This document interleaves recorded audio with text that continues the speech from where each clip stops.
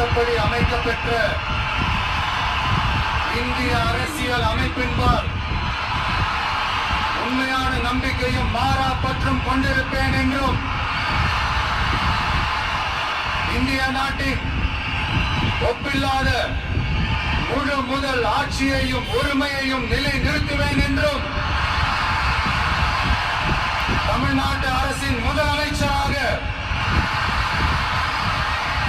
உண்மையாகவும் உளச்சான்றின் படியும் என் கடமைகளை நிறைவேற்றுவேன் என்றும் அரசியல் அமைப்பிற்கும் சட்டத்திற்கும் இணங்க அச்சமும் ஒருதலை சார்பும் இன்றி விருப்பு வெறுப்பை விலக்கி பலதரப்பட்ட மக்கள் அனைவருக்கும் நேர்மையானதை செய்வேன் என்றும் ஆண்டவன் மீது ஆணை